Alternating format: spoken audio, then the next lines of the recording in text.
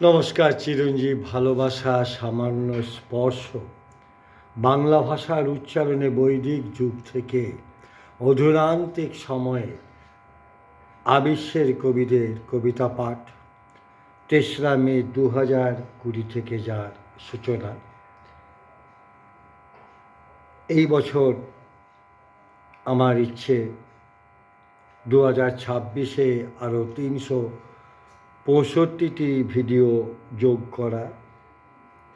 সেখানে যেমন পড়ব চিরঞ্জিত দপ্তরে আসা গ্রন্থ থেকে কবিদের কবিতা, পাশাপাশি চলবে আবিশ্বের কবিদের কবিতার খোঁজ, কবিতার পাঠ, কবিতার অনুবাদ।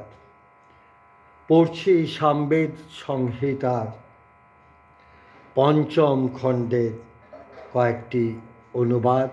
আজকের তৃতীয় ভিডিও। 1002। মেঘ হরণকারী ইন্দ্র নৃত্যশালী রশ্মিগণের দ্বারা আনন্দের জন্য ও বলের জন্য বর্ধিত হন। তাকেই আমরা ক্ষুদ্র মহৎ সকল সংগ্রামেই ডাকি। তিনি সকল সংগ্রামে আমাদের সুন্দরভাবে রক্ষা করেন। 105। হলুদ বর্ণ কিরণ রাশি এই বিষুব বিন্দুতে মধুর জলের স্বাদ আস্বাদন করেন। সেই বর্ষণ শিলা কিরণ রাশি ইন্দ্রের সঙ্গে যুক্ত থেকে বর্ষণ কর্মে মত্ত হন, আর ইন্দ্রের অনুগমন করে তার রাজ্যকে শোভিত করেন। 1006।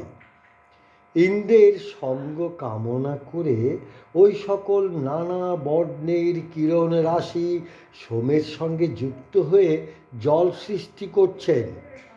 ইন্দ্রের প্রিয় বাকরূপী ধেনুগণ মেঘ বিদারক বজ্রকে মেঘ মধ্যে প্রেরণ করছেন। তারা ইন্দ্রের রাজ্যে অবস্থান করেন। 1007। প্রকৃষ্ট জ্ঞানযুক্ত বাকসমূহ মানে মেঘগর্জন তাদের সৃষ্ট দুগ্ধবৎ জলের দ্বারা ইন্দ্রের বলের কাছে নত হন।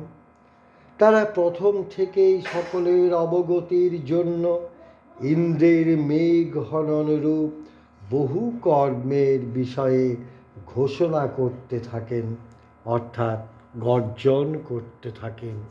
মন্ত্রদ্রষ্টা ঋষি কবিদের আমার প্রণাম।